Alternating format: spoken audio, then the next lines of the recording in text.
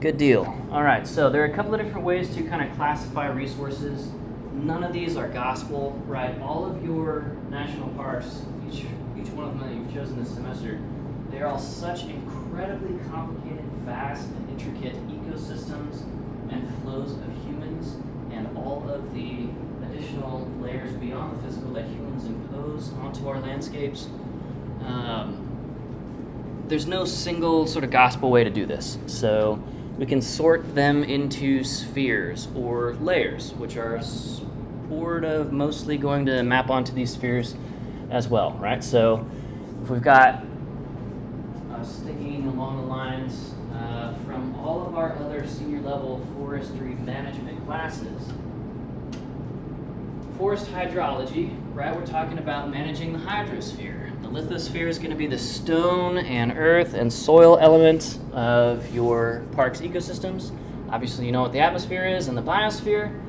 The cryosphere is also going to be the water compartment of the materials and energy that are flowing through your park's ecosystems. Cryosystem is cold system, so this is going to be high elevation, or in the northern hemisphere, high latitude. Okay? So this is going to be alpine areas. This is going to be glacier fields. This is going to be potentially a fairly big chunk of your park if you selected one of the many beautiful parks up in Alaska. Increasingly these days with technology and so forth, people are trying to get FAA approval and regulation or deregulation in place for flying cars, essentially very large quad to like 16-blade drones, but with a cockpit and a joystick to fly them.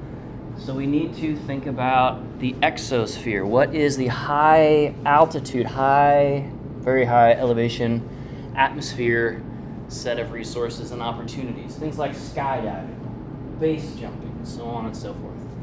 And finally, one that I've added over the last couple of years, again, this is not gospel, this is not a formal classification system by the United States National Park Service, but we want to talk about the noosphere or the metasphere. That is, what is the information resource invisibly overlaid on your park?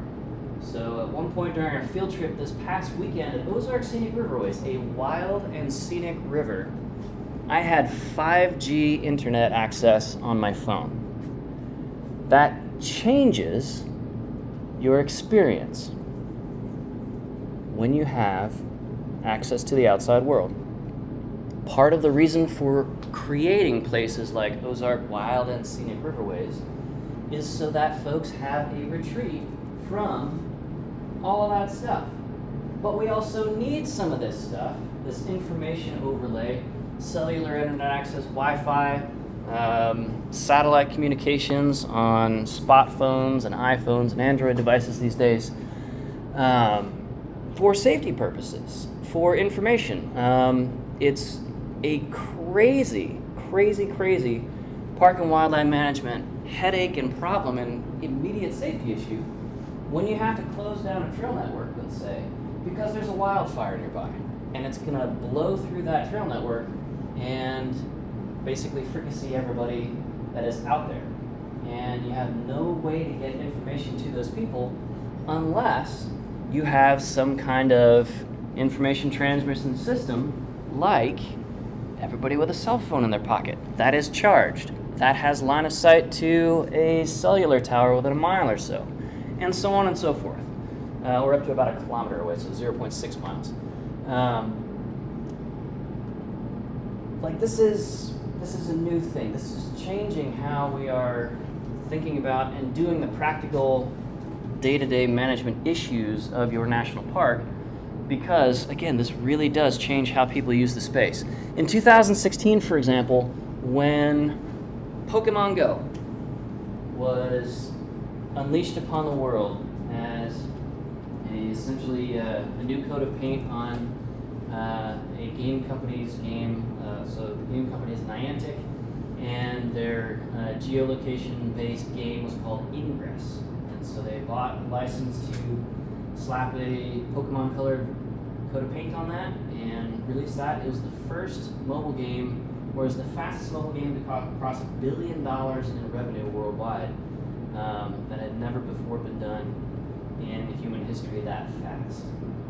So, what we saw at parks immediately that summer, in like June and July 2016, was people walking off of cliffs, people dying from falling into caves, people getting splattered walking across railroad tracks face down with headphones on, looking for that, I don't know, foil mew or Gardevoir or whatever. I'm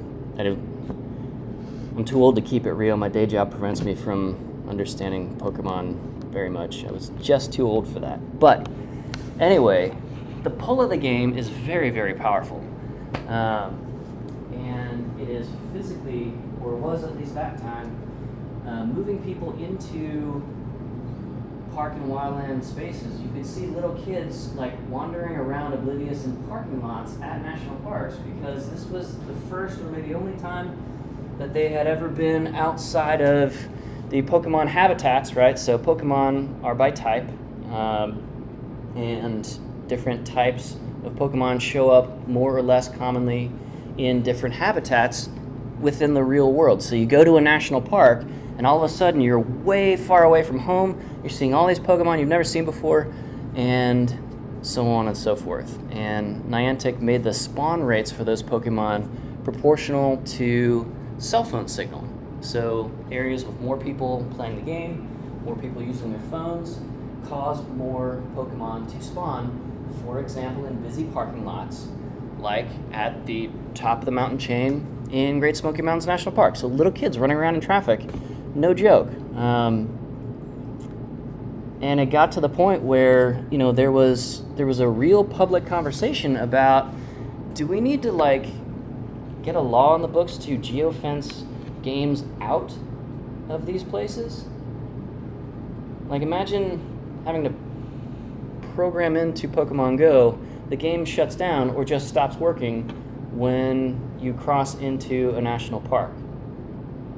That was halfway the measure that the National Park Service and the FAA and other organizations started to adopt when thinking about the explosion in drone photography and videography use. Right? So people buzzing herds of bison and elk and so forth to get that really cool sort of crane shot over these now stampeding creatures, and then they're stampeding right off a cliff and die. Just so somebody could get a cool drone video. So right away, drones were outlawed, consumer drones were outlawed in all national parks, period. You cannot do it. Across the entire park system. So these are relatively very recent changes, right? The park system is over 100 years old formally, and it's close to 150 years old when looking at the age of the oldest national park, Yellowstone, 1872. Okay, to 2022 is the 150-year anniversary, right? It's just younger than the Civil War, if you want to think of it that way. So the pace of technological change has picked up rapidly, obviously, in the age of microelectronics and so forth. And so that means we have to deal with the effect of people impacting resources for new motivations. Catching that super rare Pokemon that I've never seen around my house because my house is one static ecosystem and it basically spawns Rattatats forever and Pidgeys and just trash mobs. Very sad. Not worth it. So think back another 20 years before that. 2006, 1999, that era. Turn of the millennium, when the first consumer GPS units, so little Garmin Heat-Trex units for $100 or whatever, came out and they chewed through batteries really fast, but for the first time, anybody in the world could go anywhere with a GPS unit, get very precise to plus or minus 6 meter accuracy coordinates of anything that they thought was interesting instead of having to figure out what the lat long might be on a paper map. And the internet is present, so you find something cool out there, You get the GPS coordinates, you post them online to a BBS or a hiking forum. Now, forums were what us old people used to call things like Discord, right? So a place where you could post things online, and it was a persistent messaging system, somewhat less annoying than email because it wouldn't fill up your inbox. You had to go to the web page. Not that anybody uses the internet anymore, but anyway, you know what I mean, right? So we found places like Horseshoe Bend, which is just literally a bend in the Colorado River that has the most degrees of curviness in the shortest linear river distance almost anywhere in the United States, almost anywhere in the world. It's a beautiful spot. They're like 800 or 1,000 foot cliffs on both sides of it, and the inside of the curve, so the Colorado River is flowing basically, let's say, south at this point, right at the border of Arizona and Utah, and Horseshoe Bend is like this, and so directly west, the inside of the curve, the sun sets right over it. And this is all in beautiful, like dark red Navajo-ish sandstone, and at sunset, man, that place is just on fire. So in the year 1990, for example, and in the year 2000, and around the year 2010, right before Instagram was a thing, Horseshoe Bend got a few thousand visitors a year. There was no sign, it's not meant or wasn't managed by anybody actively. It was just sort of a big flat gravel spot on the side of the highway. And if you knew, and you could pull off and walk an easy quarter of a mile and go check out Horseshoe Bend and dangle your feet over the cliff. There's no fence, there's no signs, there's no nothing. You don't have to worry about anybody else there. And it was amazing. It was the kind of spot that showed up in a lot of postcards or coffee table books, like photo exhibits or essays of the beauty of the American Southwest. Horseshoe Bend, just a gorgeous place.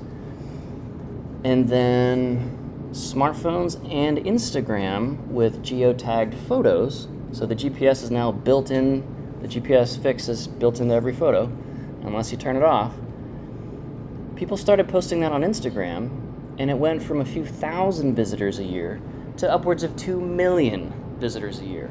So over the course of about 5 years, we had 1,000 times the amount of growth in visitors. That's crazy. That's absolutely crazy. And the relatively fragile or arid environment vegetation in that space was getting absolutely destroyed. And there was a toilet paper flower behind every rock because there were no visitor services there. It wasn't actively managed by anybody. And people started falling off the cliff, like multiple per month, just getting too close. Just backing up one more step for that group picture, and oh God. And somebody has to go scrape the body up off the rocks hundreds of feet below. Your body undergoes rapid unplanned disassembly after lithobraking at that height. Okay? So, technology, this, what I'm calling for today's discussion, the metasphere. We have to think of everything in terms of the word getting out instantly and going all the way around the world before you even know what's going on as the ranger. Okay? As Samuel Clemens, I think said, I'm paraphrasing or some mangling the quote, a lie or gossip has made it halfway around the world before the truth has the time to put its pants on, right? The effect of social media on information dissemination of cool spots to go is, or cannot be overestimated. It's pretty serious stuff, okay? So, think across the ecosystems by broad classification at your national park. Okay? Are you dealing with high latitude tundra or taiga? So, grassland or forest where permafrost is a thing. Are you dealing with a montane environment or more something lower elevation and more familiar to us here in Southern Illinois, a temperate forest? Do you have something out west that is a fire-adapted ecosystem full of plants generating compounds called terpenes? We would call this chaparral. And that is a competitive strategy of those plants to, if there's any kind of fire source, that whole ecosystem wants to burn real hard, real hot, get rid of all the competition, and then those native fire-adapted plants will come right back. So big chunks of California where people want to build their house in the hills, problem. Okay, chaparral. Then we also have stuff like desert, right? Arid and semi-arid environments. So is it a traditional desert with a dune complex like at Great Sand Dunes National Park and Preserve? Or is it a high elevation desert like the Atacama in South America? Is it a cloud or fog desert like parts of Baja, so very southern California and northwestern Mexico along that peninsula, around the Sea of Cortez? Or any others? Like, what is the broad label for the general ecosystem if you zoom way out for your national park? Okay. So we want to think about any of these upcoming classes of resources and their dynamics, their impact dynamics, and how to manage them from the perspective of, let's contextualize this to my park. So for the next several weeks, we'll be going through all of these. We want to kind of hold on to what is your park's kind of one phrase or one word ecosystem typology or label, okay? So we also want to consider what is the degree of development across your national park. Now, this is not going to be a one or two phrase thing for the whole park potentially, because zones, smaller administrative units inside of your park, we call zones, segregated by use, by ecosystem, by fragility, whatever, okay? They can take on different levels of wildness, lack of development, primevalness, or the inverse, how paved and accessible in front country is it, okay? So think about these for your park. For example, all of us chose a national park, but inside of that national park, you might have one or more wilderness areas, and even a 1A WCU classified strict nature reserve. So, Haleakala National Park on the island of Maui, in the Hawaiian island chain out in the remote Pacific, has 3 units. There's the mountaintop wilderness crater system. There is the seaside 10,000 feet below area called Ohio Pools, which is front country, developed, accessible, has some lethal flash floods, but is really quite beautiful and also important to native Hawaiians. And then the third section of Haleakala National Park is closed to everybody, including almost everybody in the National Park Service. It's run as an ecological benchmark area where any human incursion, even park biologists, most years is forbidden, so that we can go in there very occasionally and take monitoring measurements of that space and understand, okay, if we don't do anything at all, this relatively untouched area, it should be kind of the reference for how the rest of this place that we have impacted over time. This is our goal, okay? This is our aspiration. This is our target for all these other places that are more impacted. So a strict nature reserve, you can even wall yourself off from as a Park Service functional, okay? So one level below this, and places that we are not really working with this semester because, you know, we're focusing just for the sake of practicality on national park level and up WCU designated sites. National monuments, which are created by executive order, thanks to the Antiquities Act of 1906, and Teddy Roosevelt started that whole process off. You can just set an area aside and say, this is a national monument now by executive order. It takes an act of Congress to take a national monument and elevate it into national park or federally designated wilderness status.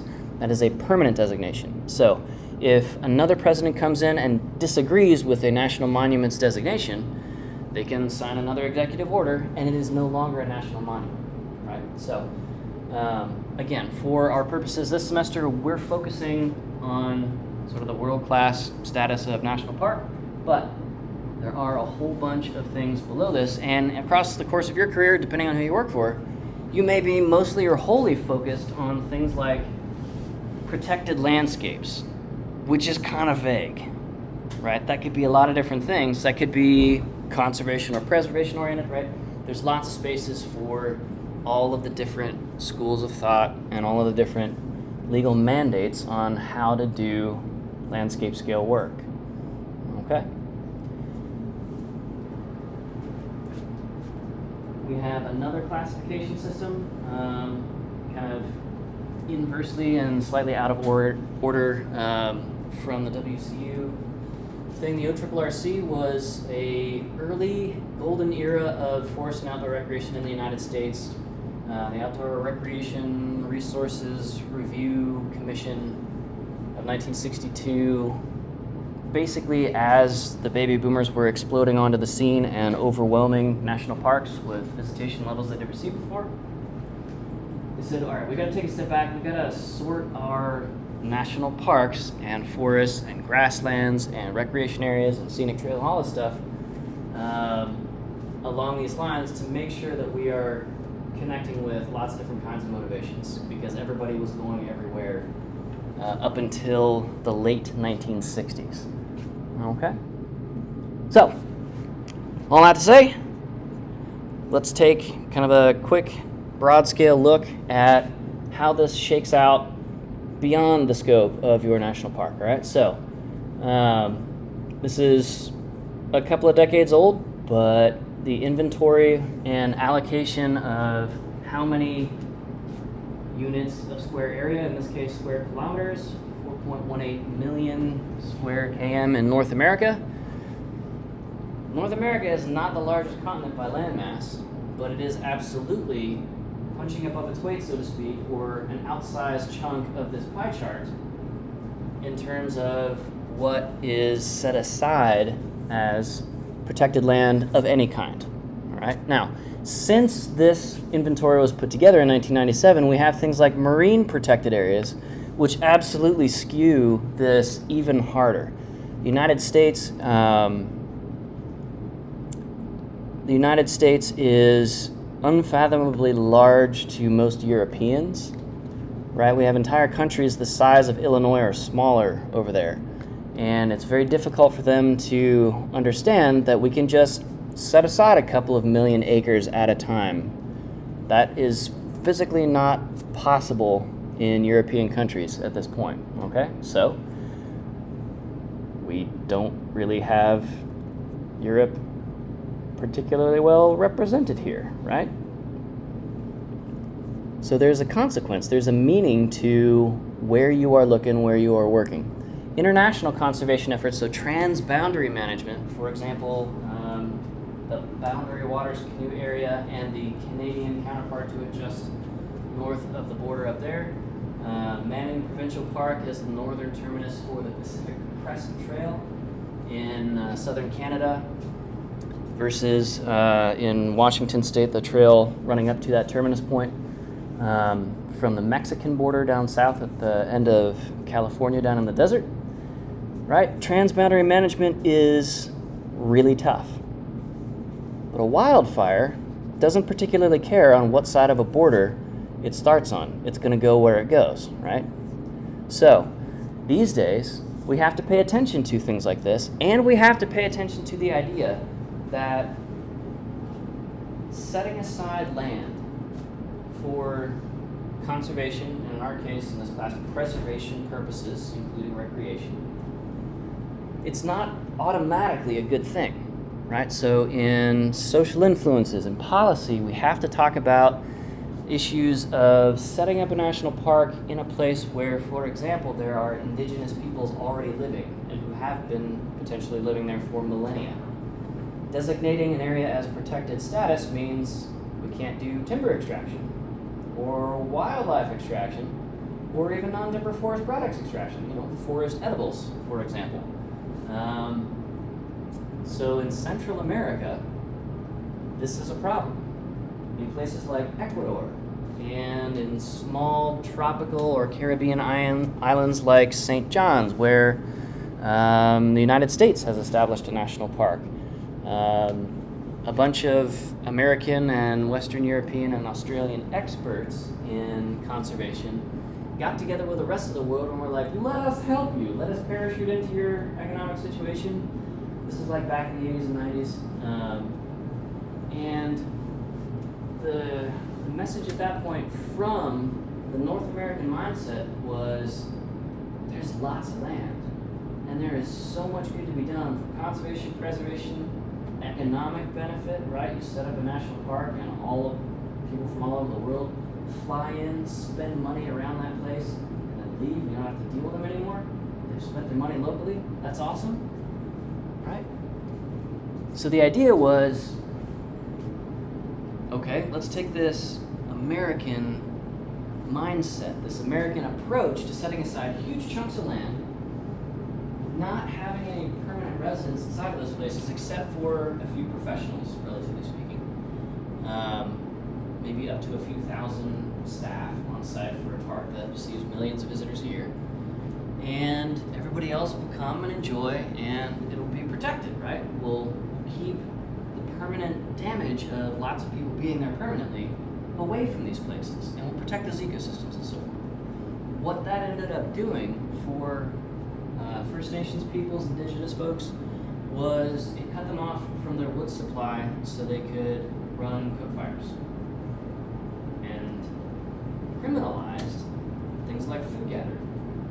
That would be considered poaching, right? So without really meaning to, American experts, back when I was a kid, before you guys were born, were flying all over the world saying, hey, look, our American national park system, these national parks in Western Europe, around Mont Blanc, for example, in the Alps, around Interlaken. Australia has a bunch of beautiful national parks. This has worked so well for us. Let's export this cultural move of this way of doing landscape scale management preservation, and it totally screwed the people without a voice, right? It totally screwed them. Like people going to prison for trying to live, right? This is fundamental human rights and existence kind of a problem. And so that was some real egg on the face. So that prompted us as a profession to step back and say, wait a minute, before we ready, fire, aim, let's slow down and talk with a whole lot more people about what's going to happen if we do this kind of thing. And let's see if we can find out some other ways to do park-like things, but not necessarily take the rigid copy-paste approach out of North American, so American, Canadian, Western European, and Australian, so Western culture, mostly Northern Hemisphere approaches. We don't have to take those at face value, okay? So here in the United States, with the Public Land Survey in 1995, we have a fairly similar kind of thing going on, but now the split is between federal and private land. So in states like Arizona, Utah, Nevada, where large double digits, even a large majority of the entire landmass of those huge western states is in federal land management, mostly Bureau of Land Management, a little bit of Forest Service, a tiny bit of Park Service, some Army Corps of Engineers that take up a bunch of space out there, right? A bunch of Department of Defense, because we have some pretty big like artillery and training ranges out west, 29 Palms, stuff like that. For those states, it's not necessarily automatically a good thing to have that much of the landmass tied up in parks and wildernesses and forests and recreation areas and all the other BLM designations across those landscapes, because nobody can live there. So the tax base for Nevada is tiny. There's a reason that prostitution and gambling are major, huge, multi-billion-dollar industries in that state. Because they can't do anything else with like 90% of the landmass. It's in state or mostly federal management. Okay, and that's just kind of an artifact of how we settled the American West, and sort of gave the leftovers to the Native American nations. So we need to factor these things in. Again, this is all, how do humans think about these landscapes? This is all the noosphere, the metasphere, the human cognition side of land management. Okay? So we can be really good forest ecologists, or wildlife habitat managers, or wildlife rehab and caretaker folks, or what have you, and totally miss sort of secondary problems that we create by doing a really good job at just our narrow disciplinary focus. All right? So in this class, we're going to take a very integrative approach when talking about this stuff. We're going to talk about not only all kinds of physical resources, the mountain ranges, the water, the cryosphere, everything else, but also all of the human side of it, because we can't leave aside forest economics. We can't leave aside environmental justice. We can't criminalize people for just trying to live, and they had the misfortune of living in a park in an area where somebody else says, nope, this is now a national park. Get out. Okay? So all this to say, as a park ranger, over a lot of people, not just your visitors, but people who live there, who are attached to that landscape, embedded with it, culturally as well as personally, you have tremendous power over them. And if you're really smart, it could be tremendous power with them. You could just flip the table on the whole sort of rational, comprehensive, top-down, government agency-driven management approach, and have some dialogues with people and do adaptive, responsive, proactive co-management. Or even, if you're really a rock star, community-based natural resources management, you can be a person, a voice at that table among many important voices. Okay? So let's hit the pause button on all the textbooky resource stuff and just talk about ethics and professionalism and helping everybody else breathe a little easier too. Sound good? Awesome. Cool. I know I'm getting on a soapbox here, but this is really important stuff. We can't miss this.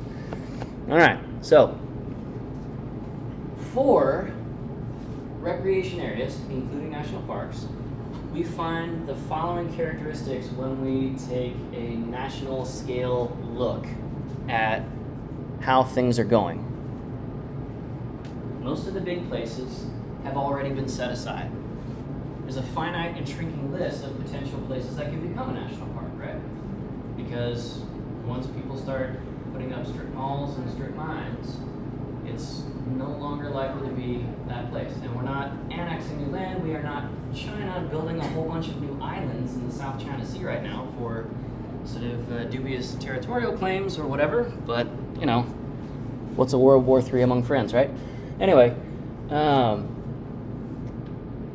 faced with that shrinking supply, or a shrinking additional supply, we should say, we have high and increasing demand. So the Park Service alone is pushing 300 million visitor days annually across its 60-plus national parks and the 400 or so total park-like units. So scenic trails, wilderness areas, all that stuff.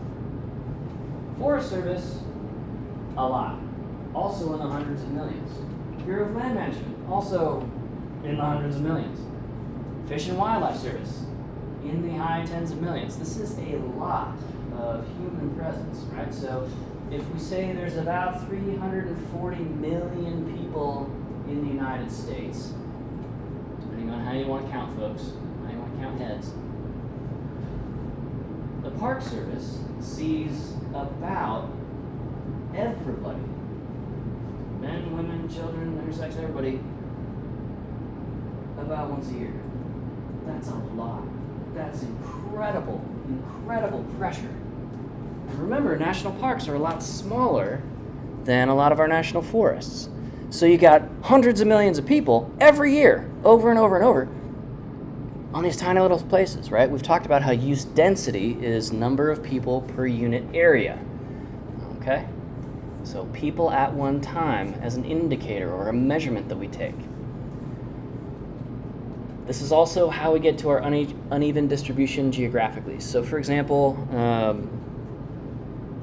the different spots around the greater Yellowstone ecosystem are all relatively similar in character, right? So there's a whole sort of bouquet of national forests and grasslands and so forth arrayed around the big rectangle on the map of Yellowstone National Park. And the use distribution in the park doesn't look anything like the use distribution right outside the park, which is weird. In fact, just inside the park, and just inside your national park, we have extremely uneven geographic and time-based distribution, so a temporal distribution of use. We talked about this briefly earlier in the semester. We have to figure out how to manage and protect the resources in those spots where you have hundreds of millions of people, or up to 6-8 million people in an individual spot each year, that is like 0.1% of the total landmass of your national park, and everybody wants to go right there to that icon site, that gravity feature, as geographers would call it. So it tends to be kind of a gravity well and suck people towards it. It's interesting, it's cool, it's different, they've never seen it before. Let's check this out, right? And now with things like Pokemon Go, we have this whole other layer of spots where people want to go, and the park rangers have no idea why, right? So we have to deal with this. And how we deal with this is our strategies and the tactics we pick out of that list of tactics under each strategy, whatever is correct. All right, so for those hot spots of use, each one of those is going to be unique in terms of its resistance to impacts and its ability to bounce back or regenerate or regrow, its resilience following those impacts, okay?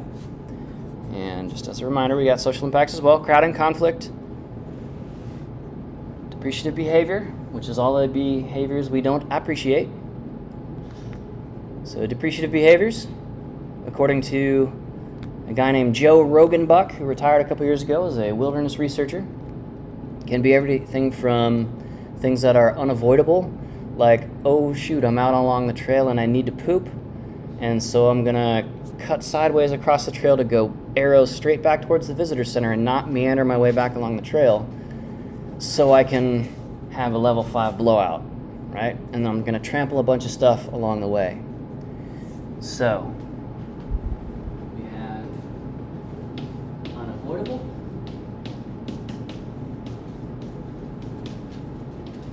careless, only once that is thoughtless,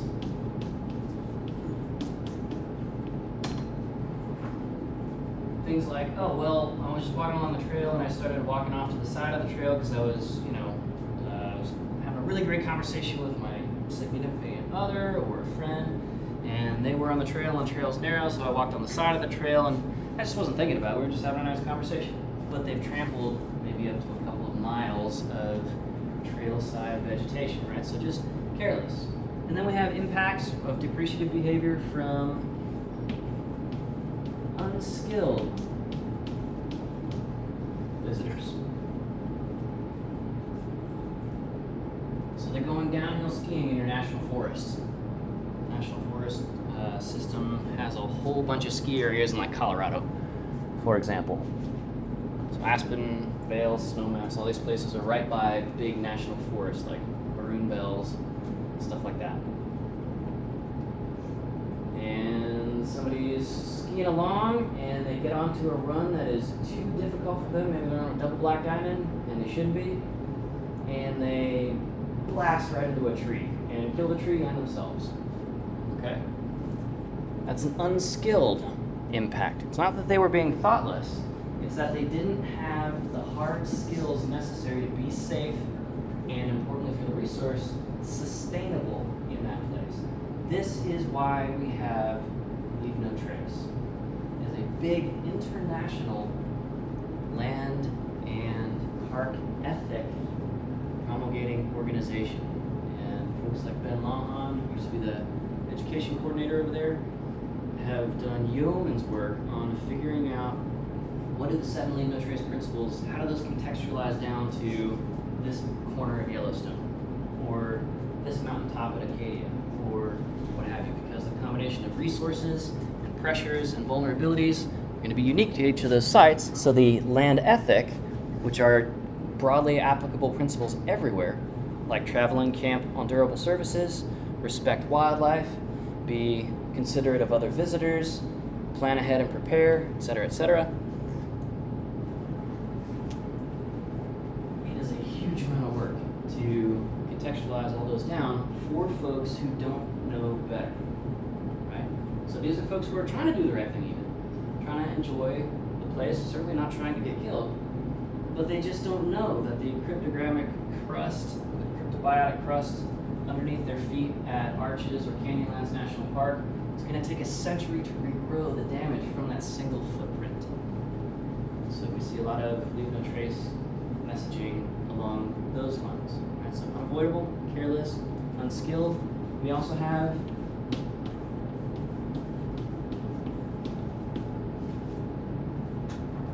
purposeful, depreciative behaviors. People driving through Dinosaur National Park, windows down, holding Roman candles, shooting balls of flaming magnesium sideways into dry grasses on both sides of the highway. Those balls of magnesium burn at 1,000 degrees Fahrenheit, more than twice the temperature of burning wood at about 450 degrees for the cellulosic or lignamentous material of that wood. Okay? Some people are just asshats. Thankfully, they're a very small percentage of people at your park. But part of our resource protection and visitor experience, right, both halves of the National Park Service's mission coin, we gotta have plans for folks who are showing up and either so bored or so damaged or traumatized by their youth that they just think that shooting fireworks off in a dry, fire-adapted ecosystem is a good idea. We're gonna have to write some speeding tickets in paradise, as the old saying goes for law enforcement rangers. There's just gonna be that tiny proportion of the population that just needs that slap on the wrist or worse. Yellowstone has a jail, and it's mostly a drunk tank. You just get that visitor who's in any of the big campgrounds, who's just had way too much to drink, dry him out overnight in the jail. But there are legit federal officers, law enforcement rangers, who have to do all of the law enforcement work of policing a small city. A small city of people who are a very, very high turnover transient population, right? Folks are there for a week, and then they're gone, and other folks are in behind them taking up the same campsite with totally different people. Right? So that's hard work. It's running at Carbondale in each one of these major busy national parks. Carbondale worth of people. Now, the murder rate as a social impact across the entire United States national park system is eerily almost identical and consistently the same as the murder rate in Carbondale. Right? So we have 20 to 25,000 residents in Carbondale, plus anywhere from 10 to 15,000 students and so forth at any given time, right? So 35,000 people, and there are murders here from time to time. And then across the entire national park system, again, almost 300 million visitor days. It's a lot more time and people than is in Carbondale. And luckily, most folks in national parks are not looking to assassinate anybody or, get stabby or anything like that. But we have to be ready for that, right? Part of our resource protection is protecting our visitors from themselves, from each other, and so forth, as well as from the elements and from getting gored by a bison that they get too close to. Okay. We'll talk more about soundscape specific impacts a little bit later in the soundscape section. All right, cool. So it's just about 3 o'clock here. This is a good time to take a quick break. So let's pause right here. And from here, we'll get into one of our case studies, again, Haleakala National Park. And we'll just kind of take a look at a whole bunch of different resources there, see what's going on, see how they're managing it, and see what the impact dynamics are, and what the fallout is, good and bad. Sound good? All right, 5-minute break. We'll come back to it.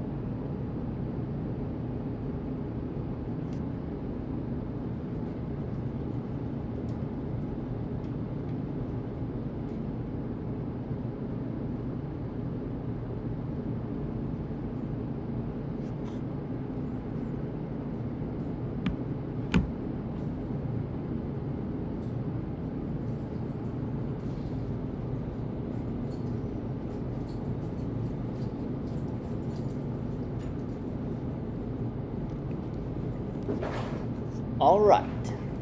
So, we're just going to run through Haleakala National Park as a case study. So I'm going to use this to talk about several of our different resource types or classes, several different kinds of visitor dynamics with those resources, several kinds of impacts resulting from those dynamics and interactions, and finally, how we are going to manage in advance of and in response to those impacts. Okay, so Haleakala National Park. It is a beautiful place. So if you think of the island of Maui in the Hawaiian island chain as kind of an infinity symbol or a figure eight on its side, kind of an hourglass shape, Haleakala National Park occupies part of the entire eastern lobe of the island. It's a 10,000-foot volcano that has eroded significantly. It used to be much taller. And then there's an additional 20,000 feet of that cinder cone volcano underneath, so about 4 miles of additional, not elevation, but I guess bathymetry down to the Pacific Ocean floor. So it is one of the tallest mountains in the world. It's over 30,000 feet tall, up there towards Olympus Mons on Mars, actually, but in terms of above water, only about 10,000 feet, so only about 2 miles. Of elevation up there. So, Haleakala is a cinder cone. It is a relatively recently active volcano, right? There are still currently active volcanoes a little bit further along the mountain chain in that island or orogeny or mountain building system. This is one of the older ones. So, most recent active eruption is within human memory, within the period of written history, which is that's like a heartbeat ago in terms of geologic time or deep time. And it is really, really incredible. Because the summit is about 2 miles above the sea level, and because there's not a lot of major metropolitan areas like LA or Tokyo with its 40 million people, or New York City or anything like that, there's not a lot of light pollution around it. So part of the sub-summit area is given over to an enormous complex of astronomical observatories, telescopes, and that sort of thing, on a 99-year lease to the University of Hawaii from the native Hawaiians, and that's super sketchy. If you're curious about that and environmental justice, look more into that. There's some pretty intense direct action going on from native Hawaiians who are not happy about state and mainlander use of this volcano, partially because this is a sacred space for native Hawaiians. The crater area up top is it's fairly large. The peak of the cinder cone is eroded away into about a 3 by 7 mile long erosional crater. So it's not a volcanic cone crater, but an erosional crater. It would have been a crater lake, like Crater Lake National Park, except part of the walls blew out and it's all drained now. And the wilderness area, the entire wilderness area is draped across the entire floor of that crater. That floor is about 7,000 feet in elevation. And on one end, it's one of the driest places on the surface of the Earth. It's a couple of centimeters of rain a year as fog, or a couple centimeters of precipitation as fog. It looks like the surface of Mars and has been used for those purposes by NASA and some limited engagement training things. And then the far side, the windward side of that crater area and the external slope of the cinder cone outside of that crater area is one of the wettest places. It gets more than 25 feet of rain per year. So this is an area of extremely sharp ecological transitions. It's a crater that is almost 360 encased by 2,000 or 3,000 foot crater walls. So, ecologically speaking, this is one of the quietest places that anyone has ever found on the entire surface of the Earth. because that not very dense air doesn't transmit a lot of sound very far. There's not a lot of air traffic over that crater anymore. And because there's no human use, no mechanized, motorized use inside that crater, it's a wilderness area.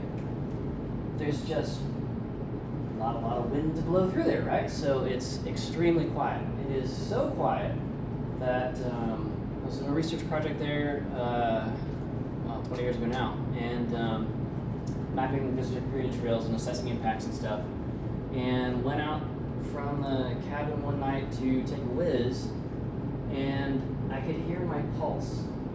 Like I could hear my own heart beating. It sounds like a quiet, pulsing, rushing sound. And if you've never heard your own pulse before, think two things.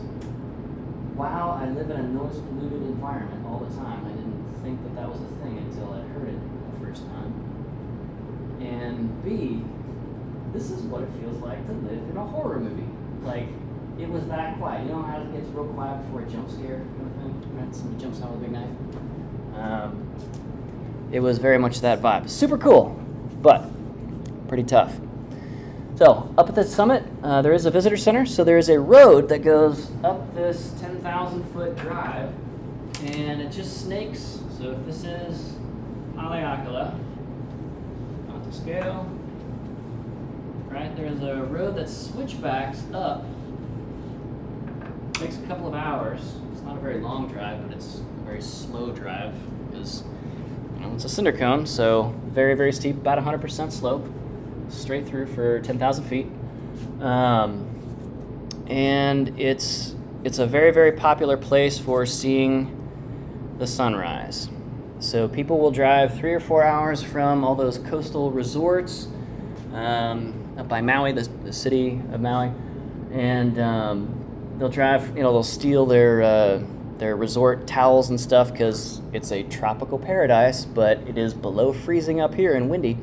And the clouds might be a mile below you, and so when the sun comes up over them, the colors are sick. So this is a rare and unique opportunity to view sunrise and sunset. So the use spikes at both of those times. Now, this parking lot is all that there is available. 40 or 50 parking spots at that time in 2007. And there's a lot more demand than 40 or 50 families that want to see this sunrise. They're willing to get up at 2 in the morning and start driving. Or start driving at midnight because sunrise here can be as early as like 4 a.m. Right? The higher up you are, the earlier the sun rises because it has less of Earth's curvature to get over before you have line of sight to it. Very cool stuff. And in this case, very freezing cold stuff. Right? So you have a bunch of people stumbling around at 3, 4 in the morning in sub-freezing weather in their tropical gear, and they're walking all over this environment here. So in the middle of this parking lot, there's a little sort of rocky area that has some native plants called the silver sword, or ahina-hina in native Hawaiian. And ahina-hina is extremely fragile, and people are just like walking right over it to get up to that spot to get their photos and stuff like that. So this is what that looks like. Okay. And this can be hundreds of people jammed into a couple of vehicles to get up there, trampling stuff, getting lost. It looks like the surface of the moon up there, so it's very easy to wander around with no light, and you're not supposed to have headlamps up there because that would blind everybody and so forth.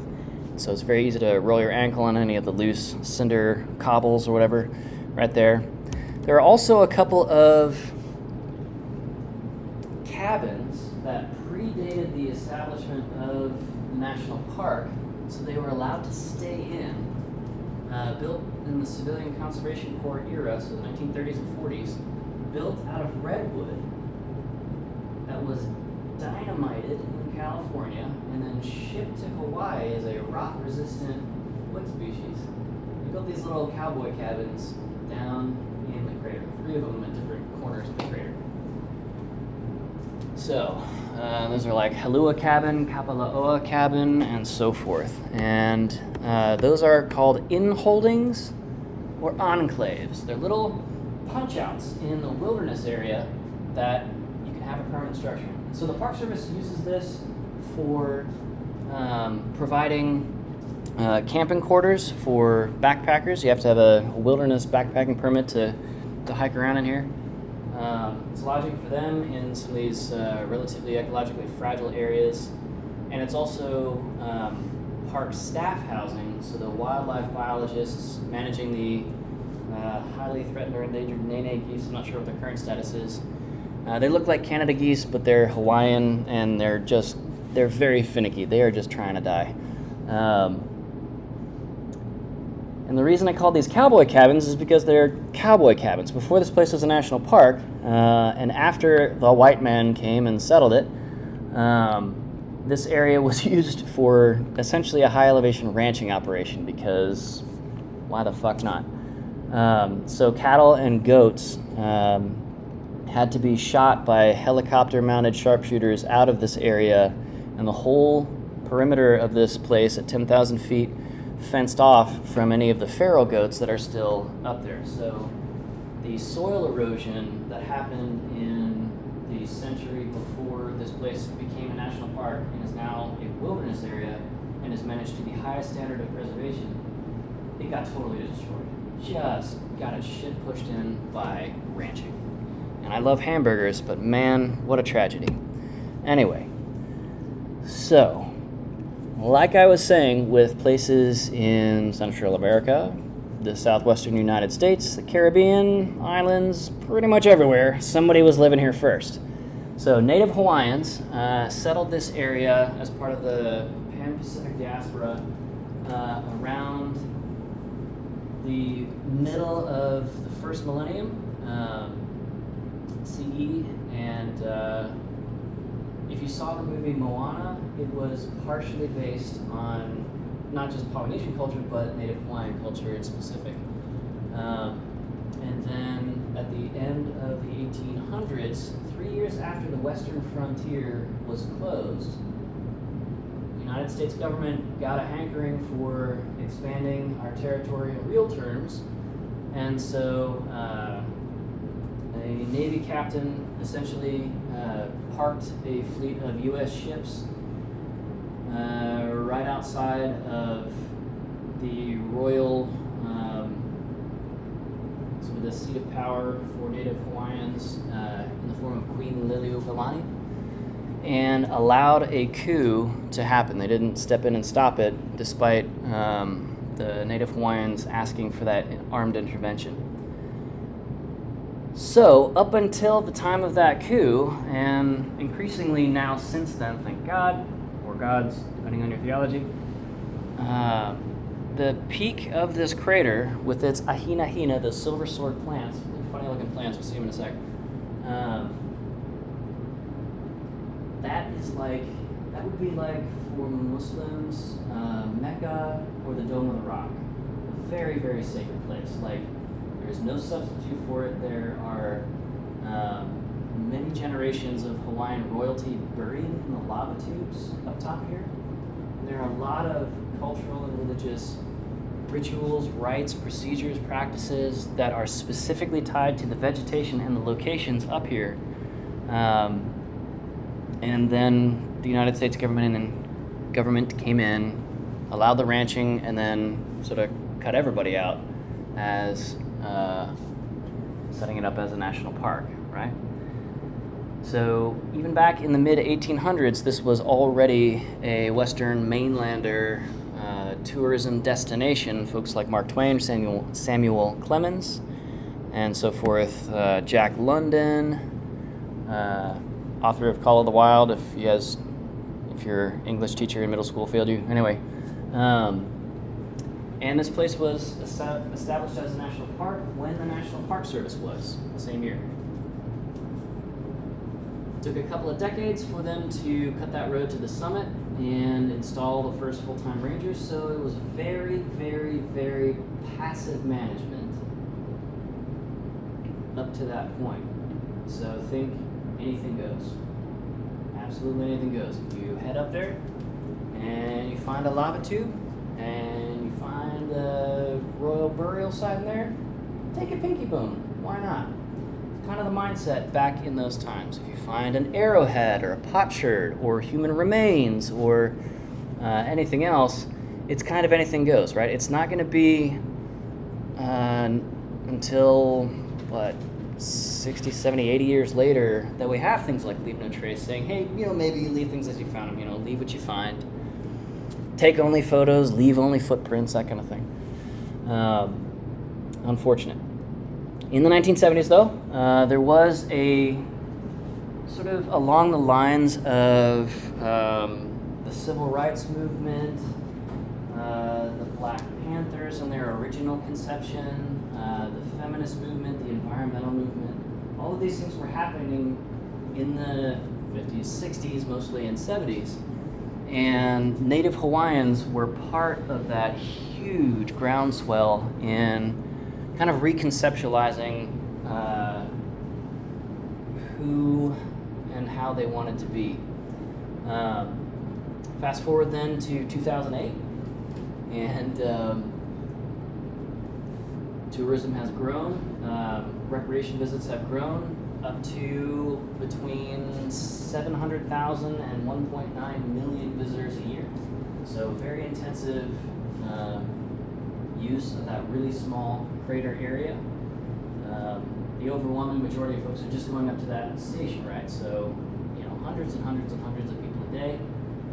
And local businesses were operating downhill gravity bicycle tours where they would load your beach cruiser or their beach cruiser up into their, Sprinter van, drive you up to the top, and you could ride, or you could coast all the way out to the coast. It was sort of the goofy tourist thing without having to pedal with 10,000 feet of potential energy, right? You can just go and go and go. Unfortunately, a beach cruiser, so the bicycles available for this, doesn't have the brake horsepower or brake thermal management to navigate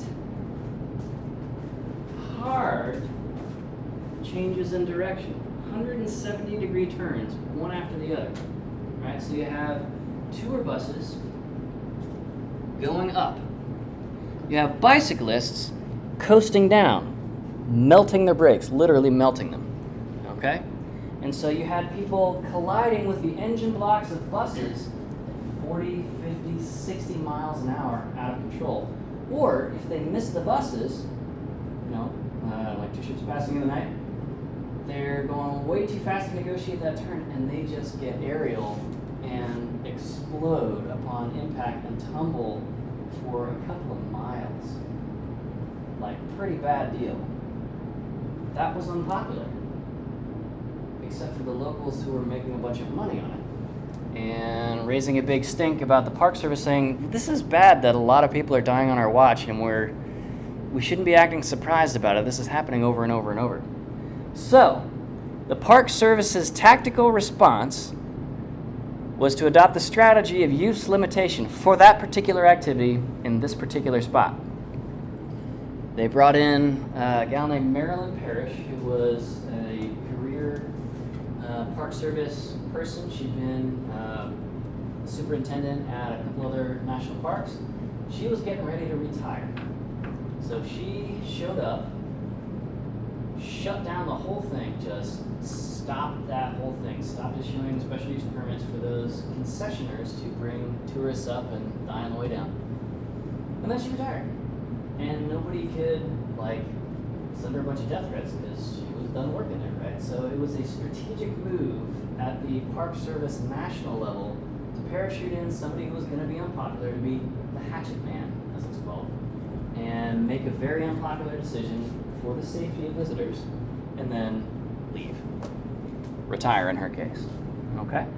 So, now, in the 2010s and beyond, there's a specific hiring effort to have Native Hawaiians work on site as rangers, because there's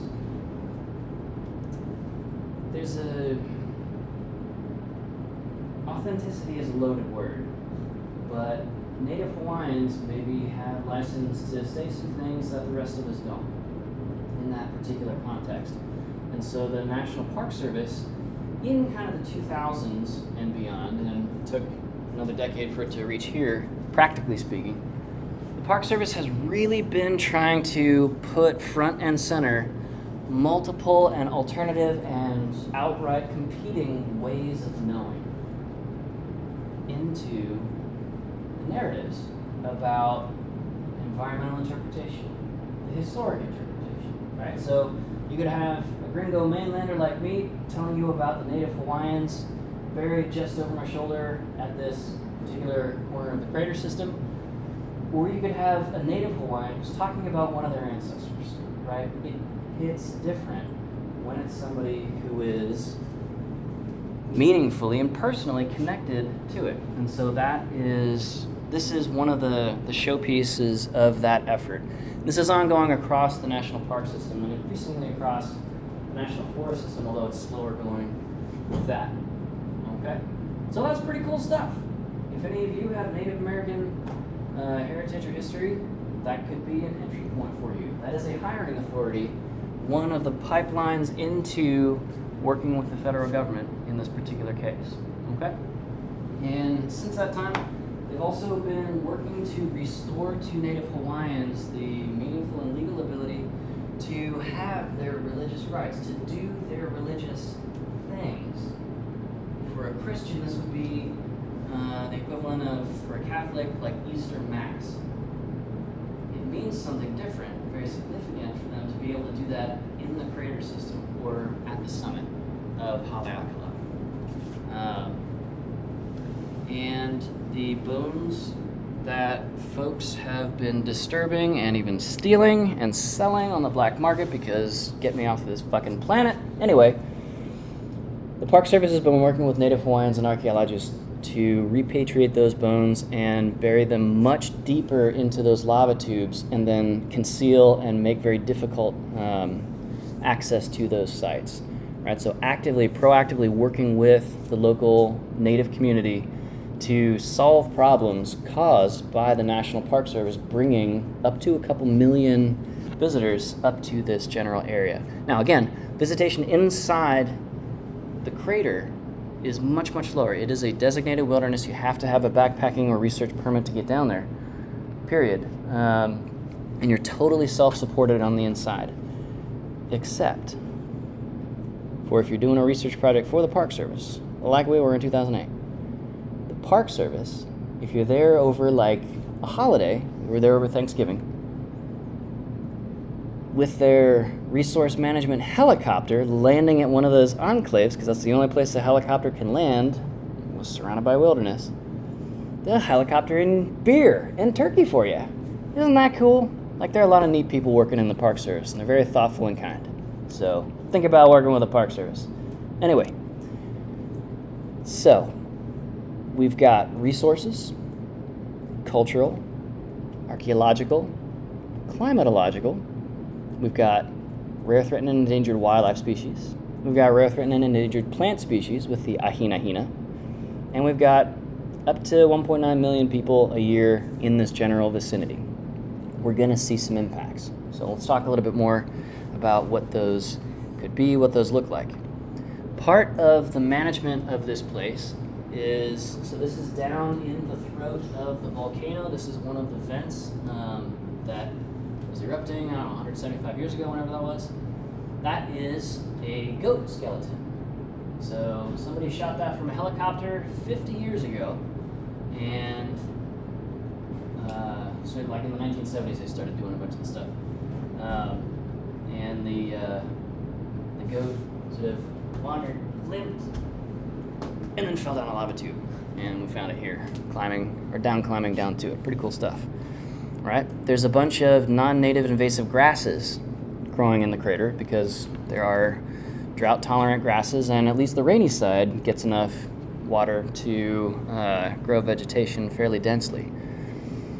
But it's a wilderness area, so we can't fly helicopters with herbicides, like anti-grassoid herbicides, over this whole thing and just crop dust the whole thing. It's hand removal. and it's going to take probably a century. They've been bringing teams of volunteers down into the Crater Wilderness area, supported by the Park Service, as volunteerism is awesome. And it's stoop labor. Pull up this tuft of grass, flip it over so the roots dry out in the sun, and it dies, move on to the next tuft of grass, right? This is a 3 by 7 mile area that you got to do that in. It's going to take a long time. And the Park Service is okay with that, because the preservation orientation means that this park is going to be, or this wilderness area is going to be a wilderness area, and it's going to be managed for that, and we're going to do restoration ecology like non-native invasive species removal until the heat death of the universe or the collapse of the United States, whichever comes first. So far, so good. All right. Some of the other resources that are very important to visitors, but not particularly meaningful ecologically one way or the other. Pele's Paint Pot is an area of volcanic ejecta that are very brightly colored. So if you've ever seen like a National Geographic photo spread of the most beautiful places on Earth, Pele's Paint Pot is one of those spots. Think like mini cinder cones inside the major crater, and lava tubes and stuff like that, like all sorts of really bright colors. Volcanic ejecta can have very, very strong chemicals in it that tend to be brightly colored. So that is an awesome and very popular area, and it's in the section of the park where there's basically no precipitation, so it's all you're seeing is the geology. There's no soil on top of it, there's no vegetation masking anything, it's all right there. And again, you're at 7,000 feet elevation, so the air is real clear, you can see, it's amazing. The sun is super bright, you get crazy sunburns, but the photos are very easy because there's lots of light energy bouncing around. Pyramid Rock is just a rock. It's just a diagonal-shaped pyramid, little prominence. That's me standing on top of it, right? It's 30 feet tall, and it's very characteristically tetragon, right? So this would be like a D4 for those of you who play Dungeons and Dragons. And it's easy non-technical scramble up to the top. And non-native Hawaiian cultures have adopted, or some might say appropriated, this spot and superimposed their spiritual beliefs on it. Let's talk about the Moonies. All right, so in the 1990s, and especially in the aughts, we have hipsters, yeah? So people ironically wearing plaid and Forrester-like mustaches and so forth. And asking you if you've heard of a band, probably not, they're pretty obscure, right? So the hipsters were a baronym from hippies. So college-age folks in the 1960s, the baby boomers, were the hippies, right? Think Woodstock, think Free Love, and the Endless September, and Summer of Love, and all this stuff. An adjacent group to the hippies, with a more spiritual practice focus, were the Moonies. And the Moonies are a group of people that, among other things, at least this particular group, believe that Pyramid Rock, for whatever reason, maybe because it just looks like it's placed there or designed somehow, they believe that this is an area where concentrations of mystical or spiritual power, where those lines cross, called ley lines, L-E-Y, ley lines. And so where ley lines cross, neat things, powerful things, amazing, inexplicable things happen, according to the Moonies. And so part of their spiritual practice is to hike to a place like this and leave like quartz crystals there. So you can charge up your crystal with mana or whatever, I don't know. And that's fine, right? Live your best life. Charge up your crystals, do your thing. The problem is, in the 70s and 80s and 90s, folks would arrive to this spot. Remember, this is totally self-supported. This is extremely isolated, dude. 7,000 feet, you are days of walking away from resupply. Folks would be charging their crystals up and run out of food and be full-body sunbathing. And so somebody else is backpacking by with food because they're self-supported. And these backpackers would get accosted by naked Moonies charging up their batteries and saying, "Hey, we're really hungry, man. Can you give us some food, man?" And where do you look in that encounter? And there's nobody else around, right? The park police are not nearby to interdict this kind of a thing. And so it became a real issue. So folks were not leaving just crystals and then taking them and leaving. They were sticking around, they were littering.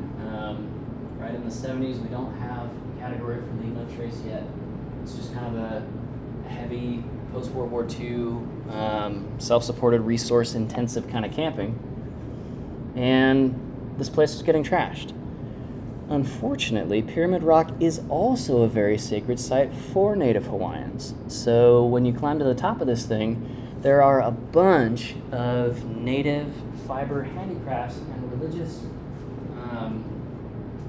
I don't know if the correct and respectful term is totem or fetish or trinket, but religious or spiritual objects that they made out of local native fibers and left in those places as a memorial or as a prayer or what have you. And so the Moonies were kind of competing with this and, moving the other stuff out of the way so they could charge more crystals and take them back and, cast spells or sell them or whatever they do. So the Park Service had to come in and kind of be the bad guy in this case. It's hard to say, look, live your best life, but you're really creeping everybody else. This is super skeezy. You're have your hand out and there are 11 figures present and it's gross. Please don't do this. So, the way that humans think about a totally not ecologically significant geologic feature strongly drives the impacts to the resources here. See how that works? Right? It's just a volcanic crater valley until we add people to the equation, and we make it weird. All right? It's fun being a park ranger. Anyway, so this the use and leaving of native handicrafts as a spiritual practice for Native Hawaiians is okay, and it was okay back then, and now it's encouraged and facilitated. So they can kind of reclaim some heritage and some history and some cultural practice before things kind of die out. Up there, up top, we have evidence of basalt. So basalt is a plutonically formed, partially metamorphosed volcanic or igneous based rock. Entire small temple sites, temporary dwellings, so windbreak barriers. It was, for some Native Hawaiians, I understand it was a rite of passage to climb up this 10,000-foot mountain and spend the night up there, right? For a Native Hawaiian living in a tropical lowland environment, that's a pretty burly trip up and back. And so some of them would stay kind of behind these windbreaks and just tough out the night and, do their thing. Visitors and Native Hawaiians were building cairns, which are signalment piles of rock in specific shapes for wayfinding purposes. And so where just not thinking, thoughtless backpackers from the mainland were piling up rocks to do things, they were interfering with and in some cases obliterating the cairns of Native Hawaiians, using them for actual meaningful spiritual practice and cultural practice. And again, we've talked about the burial sites, right? So, here's what some of those fiber handicrafts look like. This is on top of Pyramid Rock. And if you look down in some of the deeper cracks and crevices around this, there are a whole bunch of quartz crystals and agates and jades and all sorts of different semi-precious minerals and gemstones that various Moonies had left or had fallen into a crack and they couldn't get it out, that kind of thing. And it's just, functionally speaking, litter, right? But beyond 50 years, those littering crystals are now protected by federal law as well, for the exact same legal justification that this is. So, this gets more complicated. In fact, all of the brass ejected from those sharpshooters that were helicopter mounted shooting goats and stuff out, those are 50 to 70 years old. And so those are now archaeological remains, and the Park Service can't remove those either. So our legal sense of what's appropriate here is partially driven by laws that they're like a big blanket solution for much more complex situations than the law writers ever envisioned. All right?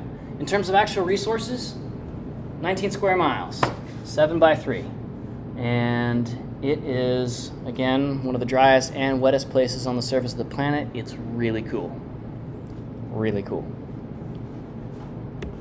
And because of that moisture gradient, you're not allowed to have any kind of fire.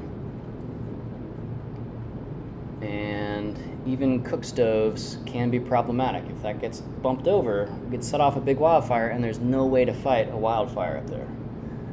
There's just absolutely no way. Now, the downstream, downslope section or unit of the park called Ohio Pools, down at sea level, 10,000 feet below, separate from that wilderness area, looks like this. So we have banyan trees, which is a tree that looks like it's made out of vines.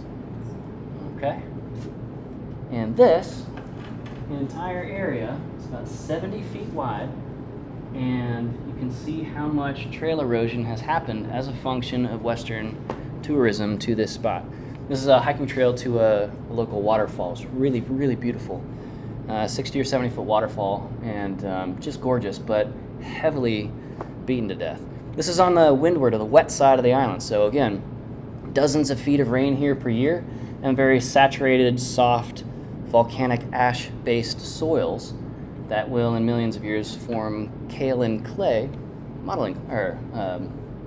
white or red clay, but in the meantime is just getting trampled to death, and the vegetation, especially the succulent or fleshy-leafed vegetation, is subject to lots and lots of visitor purposeful impacts. Nobody falls into the plant and accidentally carves us out with their teeth. All right? So this is about an 8-foot tall plant, and it is right at the edge of the trail. So we have the resource, we have the human impact to that resource, and now we have the opportunity as the Park Service to do something about this, right? This plant is a write-off. It's never going to heal this. These visual releaser cues, that psychological prompt of, oh, somebody did this, maybe I could do it too, that releaser cue is never going to go away. Right, that is all scar tissue. Okay. Now, a historic land use impact, this is about 24 inches of soil truncated or shaved off from the top following running cattle and goats through this area. Hooved locusts, as Edward Abbey once referred to them. They will eat anything, and those hooves will come back through and tear the strip up. So, here are some of the management interventions at Paliku Cabin. Pack it in, pack it out. So this is a transition from a service ethic of we provide you trash cans and we empty the trash cans to that responsibility ethic of if you bring something in, you sure as shit better bring it out. Okay? Anything that is left behind has to be taken out by helicopter or mule train. And those mule trains take a long time to get in and out. So this is extremely intensively managed up here in the crater. Biologically, so vegetatively, the Ahina Hina has it looks like, kind of like an agave plant or a yucca plant, but it has these real tiny cilia-like filamentous hairs all over each of the leaves, so that when the clouds blow over it, as the only precipitation on the dry side of the island, individual cloud droplets will get intercepted by those fine hairs and collect and eventually beat up into a few water droplets and water that plant. And if that cloud only blows through once every 6 months, then that's its chance to get those cloud droplets every 6 months. It has a 50-year life cycle. It produces one flowering stalk one time, and then it dies. So it takes up to 50 years to gather enough nutrients and resources, primarily water to extract anything out of that nutrient-poor cinder soil. And then it pours all of those resources into one final orgiastic blast and puts out a fruiting or seed stalk. And it's a woody stalk. It's about 3 feet tall, which is, as the Park Service has since learned, about the perfect size and length for a bored kid who's on a backpacking trip to grab it and sword fight with it. And to the extent that a kid is doing that before that life cycle, that reproductive cycle has finished, one person playing swords one time can cut off a 50-year life cycle. It can take up to 15, 16 years for these plants to even attempt for the first time the chance to do this. They have up to 50 years to do it before they get too big and their resource equation or their energetics sort of gets out of balance and they starve to death. Okay? So, the root hairs are going through this very light, very easy to erode or incise your boot through it. They're growing shallow root hairs sideways to try and bring in nutrients from the soil. And if you step anywhere near that ahina, you're killing all of the root hairs under that single footprint. So the Park Service, their resource protection response was to educate visitors and say, don't walk near the silver sword plants because you're killing all the root hairs you can't see. And so for that entire wedge radially of root hairs that you step on, that entire side of the plant dies off with every step, every single step. So visitors responded in an unskilled way. And they said, oh, well, we don't want people walking too close to these. So let's put a ring of volcanic rocks, pumice, around each one of these ahina, and they were trampling the distal root hairs doing that. And they were killing off the ahina that survived that rock installation. So imagine like an ahina plant about the size of a basketball, maybe if it's a real big one, and then like a 6-foot diameter circle of rocks around it, so people trying to help. Unfortunately, even just that 4, 5, 6 inch sort of ring of rocks around it, what that does is when flowing air, in this case with water droplets, cloud droplets, when it hits some kind of an obstacle, on average, those air particles, those air molecules, those cloud droplets, they go up 4 times the elevation of the obstacle. So if you've ever seen a windbreak planted at the edge of a farm field, that wind is kicked up 4 times the elevation of the height of the trees. And so that was just enough to hopscotch those cloud droplets over the ahina, and they died of starvation for water resources, as a specific result of people trying to help. Right? So this underscores that sometimes we have follow-on side effects that are hard to predict when we're managing the human wildlife species. Other wildlife species, pretty predictable, right? We learn about their population dynamics, their migratory needs, their feeding, breeding, rearing, all that stuff. We got most of our species on lock. Humans are weird. We are Dane Bramage. We are highly illogical beings, and stuff like this happens all the time, all right? Then, we also have the largest colony on Earth of Hawaiian petrels and the Nene goose. And so, those highly fragile Nene goose, highly susceptible to human incursion wildlife species are needing very intensive management, and this is one effort along those lines. So you see how they're trying to word this in a slightly non-standard way to get you to slow down and scratch your head and go, no, wait a minute. Oh, okay. So I should not hike off trail because I see free and my lizard brain goes, ooh, free stuff. But free in this case means depauperate. Okay, so here's the ahina. Here's what that looks like. With that ring of rocks around it. This one actually made it to sexual maturity. Very exciting.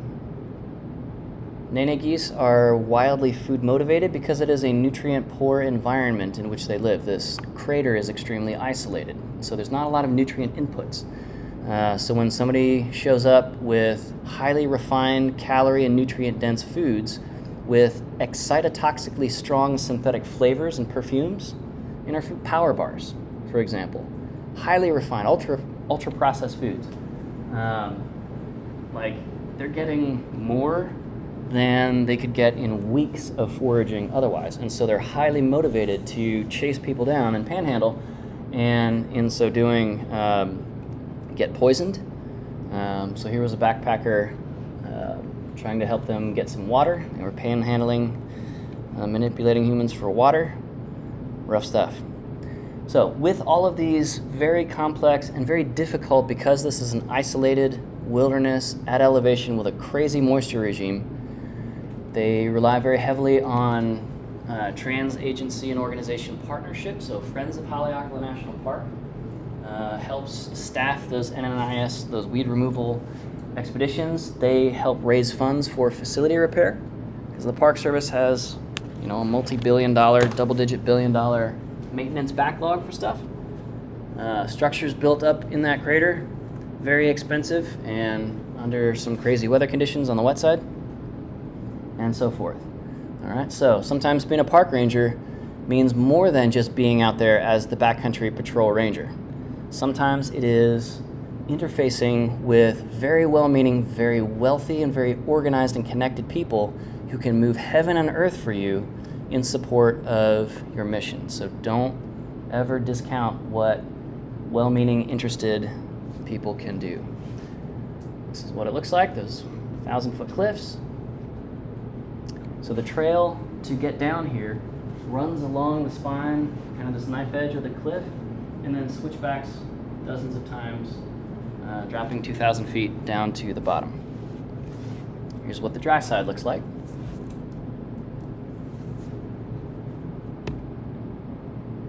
And because sections of this have essentially zero vegetation cover, we see a lot of trail expansion. The trail was 30 or 40 feet wide in places, and that's not good. All of that space is lost for the vegetation barely hanging on in spaces around us. So the trail is encroaching sideways. It's metastasizing sideways. All right. And we'll stop with this one. This is a lava tube. It's about 80 feet deep. And very occasionally, hikers will get too close to that and fall in. And they are not found until the smell is perceptible at the top, 80 feet away. And then it is a high-angle rescue ranger's job to go down there on harness, basically rappel down, and get the deliquescing bodies out. So we liquefy as we decompose. Okay? Cool. All right, we'll start next time with how to build sustainable trails on a knife edge ridge. See you next time, next week, same bat channel. Thank you.